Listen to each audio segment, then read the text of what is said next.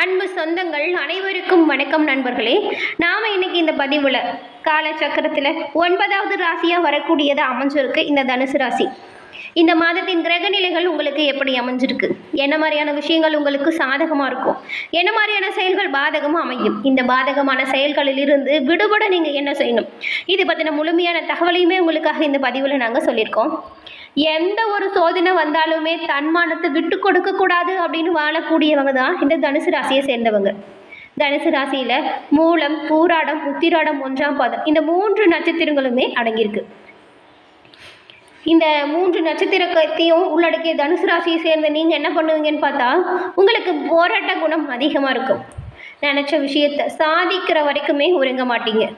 அப்படிப்பட்ட தனுசு ராசி அன்பர்களுக்கு இந்த மாதத்தின் கிரக நிலைகளால் ஏற்படும் பலன்கள் எப்படி அமைஞ்சிருக்கு அப்படிங்கிறத இந்த பதிவில் பார்க்க போகிறோம். இந்த பதிவு நீங்கள் பயன்பெறும் வகையில் அமையும், அதனால் ஸ்கிப் பண்ணாமல் முழுமையாக பாருங்கள். நீங்கள் இப்போ தான் ஃபஸ்ட் டைம் நம்மளோட சேனலை பார்க்குறவங்களா இருந்தால் மறக்காமல் சப்ஸ்கிரைப் பண்ணி வச்சுக்கோங்க. தனுசு அப்படின்னு சொல்கிறது குரு பகவானால் ஆளக்கூடிய ஒரு ராசி. ஏன்னா உங்களோட ராசி அதிபதி குரு பகவான் தான். உங்களோட வாழ்க்கையில் வரக்கூடிய பிரச்சனைகள் தீரவும், கஷ்டங்கள் மறையவும், வியாழக்கிழமையில் குரு பகவான் வழிபாடு உங்களோட வாழ்க்கையில் முன்னேற்றம் தக்க நல்ல வாய்ப்புகளை பெற்றுக் கொடுக்கும். காரிய தடைகள் விலகவும், நீங்கள் நினச்ச விஷயத்தில் முன்னேறவும் வியாழக்கிழமையில் குரு பகவான் வழிபாடு உகந்ததாக சொல்லப்படுது. அது மட்டும் இல்லாமல் உங்களுக்கு குரு பகவான் பிடிக்கும் என்றாலும் இந்த வீடியோ பதிவின் கமெண்ட்டில் ஓம் குரு பகவானுக்கு போற்றி அப்படிங்கிற மந்திரத்தை 3 முறை பதிவிடவும் செய்யுங்க. குரு பகவானின் அருளால் உங்களோட வாழ்க்கையில் நீங்கள் நினச்ச விஷயங்கள் நடக்கவும், காரிய தடைகள் விலகி செல்வ நிலை மேலோங்கவும் வாழ்த்துக்களையும் குரு பகவானிடம் பிரார்த்தனையும் செஞ்சுக்கிறோம். தனுசு ராசின்னு சொன்னால் எடுத்த காரியத்தை முடிக்கிற வரைக்குமே கஷ்டப்பட்டாவது அந்த சூழ்நிலையை கடந்து செல்லணும் அப்படின்னு நினைக்கக்கூடியவங்க, நிதானமாக செயல்பட்டு நினைத்த விஷயத்தை அடையக்கூடியவங்க. இந்த தனுசு ராசியை சேர்ந்தவங்க தயாளம் குணம் கொண்டவங்களாகவும், சுய கட்டுப்பாடு நிறைந்த நபர்களாகவும், நல்ல ஒழுக்கம் மற்றும் நாணயம் உடையவங்களாகவும் இருப்பீங்க. உங்களுக்கு ஆன்மீக பற்று அதிகமாக இருக்கும். அக்கறையோடு உழைக்கக்கூடியவங்க நீங்கள். குடும்பத்தில் பொறுப்போடு செயலாற்றுவீங்க. உத்தியோகத்தில் தனித்தன்மையோடு காணப்படுவீங்க. உங்களுக்கு ஆலய வழிபாடு செய்கிறது ரொம்பவும் பிடிக்கும்.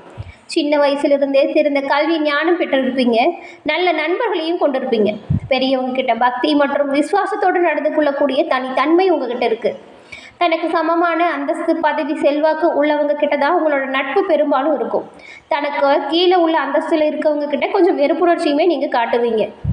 தனுசு ராசி அன்பர்கள் தங்களோட கல்வி, அறிவு மற்றும் திறமை மூலம் உயர் பதவியே அடையக்கூடியவங்களாக இருப்பீங்க. அரசாங்க பதவி கூட பெரும் வாய்ப்பை நீங்களே பெற முடியும். அதிகாரம் மற்றும் அந்தஸ்தோடு இருப்பீங்க. மற்றவங்களோட குற்றங்களை எளிதில் நீங்கள் கண்டுபிடிச்சிடுவீங்க.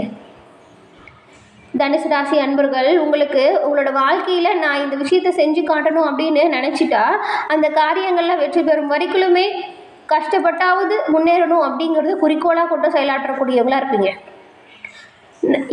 மற்ற ராசிக்கிட்ட இல்லாத ஒரு சிறப்பான குணம் உங்ககிட்ட என்ன இருக்குன்னா, ஒரு நபர்கள் உங்ககிட்ட ஒரு விஷயத்தை பற்றி பேசும் பொழுதே அவங்க என்ன சொல்ல வராங்க அப்படிங்கிறத யூகிக்கக்கூடிய வல்லமை உங்ககிட்ட இருக்கும்.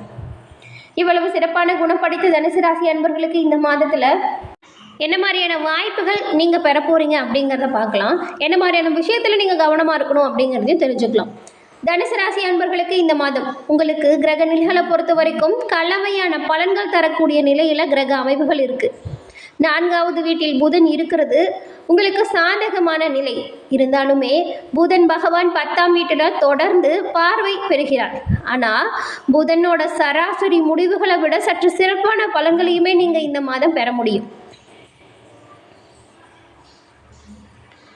அத்தகைய சூழ்நிலையில் சில சிரமத்தையுமே நீங்கள் சந்தித்த பிறகு தான் உங்களோட பணித்துறையில் வெற்றியடையவே ஒரு வாய்ப்பு கிடைக்கும்.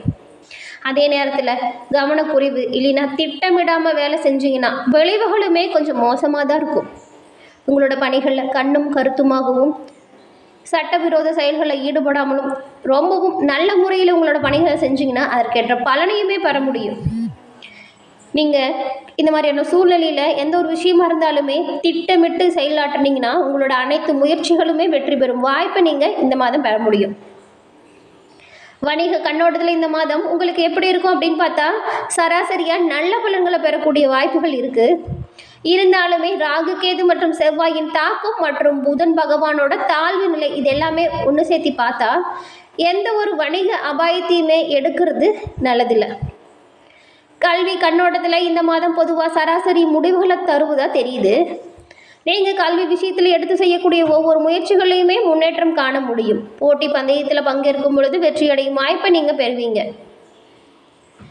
ஆரம்ப கல்விக்கு காரணமான புதன் வலுவிழந்த நிலையில் இருந்தாலுமே 4ஆம் வீட்டில் உச்சமான சுக்கிர பகவானோடு இருக்கிறதுனால கடினமாக உழைக்கும் மாணவர்களுக்கு எல்லாமே இந்த மாதத்தில் நல்ல ஒரு பலன்களை பெறுவீங்க. நீங்கள் முயற்சி செய்கிற ஒவ்வொரு செயலையுமே வெற்றி பெறக்கூடிய வாய்ப்பையும் உங்களுக்கு கிடைக்கக்கூடிய வாய்ப்பு இருக்குது. 2ஆம் வீட்டிற்கு அதிபதியான சனி பகவான் தொடர்ந்து 3ஆம் வீட்டில் பயிற்சி செஞ்சுட்டு வந்துட்டுருக்கார். இதன் மூலம் குடும்பத்தில் பெரிய பிரச்சனைகள் வராமல் தடுக்கப்படும். ஆனால் இந்த மாதம் 2ஆம் வீட்டில் செவ்வாயின் அம்சம் மற்றும் 2ஆம் வீட்டின் அதிபதி சில காலம் உங்களோட ராசியில் அமைகிறதுனால பலன்களை ஒப்பிட்டு பார்க்கையில் பலவீனங்களுமே கொஞ்சம் இருக்குது. இந்த மாதம் உங்களோட காதல் உறவை பற்றி பேசினா உங்களோட 5ஆம் வீட்டின் அதிபதியாக செவ்வாய் நிலை இந்த மாதம் மிகவும் சாதகமாக இல்லை அப்படின்னே சொல்லலாம். அத்தகைய சூழ்நிலையில் காதல் உறவுகளில் சில பிரச்சனை வரலாம். திருமண வாழ்க்கையை பற்றி பேசினா இந்த விஷயம் 7ஆம் அதிபதியான நிலையில் இந்த மாதத்தில் கொஞ்சம் பலவீனம் அடைஞ்சிருக்கு. அது மட்டும் இல்லாமல் 7ஆம் வீட்டில் செவ்வாய் பயிற்சிக்கிறது 2 சூழ்நிலைகளை பொறுத்த வரைக்கும் பார்த்தா சிறப்பாக இல்லைன்னு தான் சொல்லணும். இந்த மாதம் உங்களோட லாப வீட்டிற்கு அதிபதியாக சுக்கிர பகவானோட பார்வை மிகவும் சிறப்பு தரும் அம்சம் நிறைந்த ஒரு வாய்ப்பையுமே தரக்கூடும். உங்களோட கடின உழைப்பிற்கு ஏற்றவாறு நல்ல ஒரு லாபத்தை நீங்கள் பெற முடியும். ஆனால் இந்த மாதம் உங்களோட கடின உழைப்பிற்கு ஏற்ற பலன்கள் கிடைக்கும். ஆரோக்கியத்தின் பார்வையில் இந்த மாதம் உங்களுக்கு கொஞ்சம் உடல் ஆரோக்கியத்தில் கவனம் செலுத்தக்கூடிய மாதிரி தான் இருக்குது. உணவு பழக்க வழக்கத்தை சீராக கடைபிடிங்க. இந்த யோகா தியானத்தை எல்லாம் தொடர்ந்து மேற்கொண்டு வாங்க. இது மனதிற்கும் உடலுக்கும் ஒரு அமைதியை கொடுக்கும். உங்களோட லக்னம் இல்லைன்னா ராசியின் ஆளும் கிரகமான குரு 6ஆம் வீட்டில் இருக்கிறதுனாலையும் 6வது வீட்டில் குரு பயிற்சி அப்படிங்கிறது பொதுவாகவே நல்லதில்லை அப்படின்னு சொல்லுவாங்க. மற்ற கிரகங்களின் அமைப்பு எல்லாமே உங்களோட தொழில் வளர்ச்சிக்கு சீரான பலனை கொடுக்கக்கூடிய வகையில் தான் இருக்குது. இவ்வளவு நாளுமே உங்களோட தொழில் வளர்ச்சிக்காக நீங்கள் எவ்வளவு முயற்சி செஞ்சுருந்தாலுமே அது சாதகமாக அமைஞ்சிருக்காது. ஆனால் இப்போது உங்களோட தொழிலை விரிவாக்கக்கூடிய ஒவ்வொரு முயற்சியிலையுமே நீங்கள் வெற்றி பெறக்கூடிய வாய்ப்பை பெற முடியும். ரொம்பவும் அதிகமாக கடன் வாங்கி உங்களோட தொழிலை விரிவுபடுத்தணும்னு நினைக்காதீங்க. இருக்கிற தொழிலில் அதிக லாபம் பெற என்ன பண்ணலாம்? குறைந்த செலவில் குறைந்த முதலீட்டில் நீங்கள் உங்களோட வேலையை தொடங்குறது நல்லது. அது மட்டும் இல்லாமல் போதுமான வரையில் இந்த மாதம் நீங்கள் கடன் வாங்காமல் இருக்கிறது ரொம்பவும் நல்லது. அதே போல் தெரியாதவங்களுக்காக கடன் கொடுக்கறதையுமே நீங்கள் தவிர்க்கணும். யாராவது ஒருத்தர் சாட்சிக்கு வச்சுட்டு கடன் வாங்குங்க, கடன் கொடுங்க. இல்லைன்னா இந்த மாதிரியான விஷயங்கள்லையுமே நீங்கள் கொஞ்சம் பின்னடைவு ஏற்படும் சூழ்நிலை இருக்கிறதுனால தான் கவனமாக இருக்க சொல்கிறோம். முடிஞ்ச அளவுக்கு நீங்கள் இந்த மாதம் கடன் வாங்காமலும் கொடுக்காமலும் இருக்கிறது ரொம்பவும் நல்லது. அத்தியாவசிய தேவைக்காக கடன் வாங்குகிற சூழ்நிலை ஏற்பட்டால் எவ்வளவு தேவையோ அதை மட்டும் வாங்குங்க. அதை விட அதிக அளவில் வாங்கினீங்களா பல சிக்கல்களில் மாட்டிக்கூட சூழ்நிலை இருக்கிறதுனால தான் ரொம்பவும் கவனமாக இருக்க சொல்கிறோம். நீங்கள் பணிபுரியக்கூடிய இடத்துல உங்களோட ஆக்கப்பூர்வமான யோசனைகள் மற்றும் மதிப்புமிக்க பங்களிப்புகளை அங்கீகரித்து உங்களோட பணியிட நிர்வாகம் உங்களோட தொழில்முறை முன்னேற்றத்திற்கு கணிசமான ஆதரவையுமே தருவாங்க. உங்களோட புதுமையான யோசனைகள் மற்றும் உங்களோட புதுமையான பங்களிப்புகள் இது எல்லாமே உங்களோட அலுவலகத்தில் அங்கீகாரம் கிடைக்கும் வகையிலையும் உங்களுக்கு பாராட்டு பெறும் வகையிலையும் அமையும். புதிய தொழில் தொடங்க நினைக்கிறவங்க மட்டும் கொஞ்சம் காலத்திற்கு பொறுமையை கடைபிடிச்சா நல்லதாக இருக்கும். உங்களோட திட்டங்களை கொஞ்ச நாள் தள்ளி போடுவது நல்லது.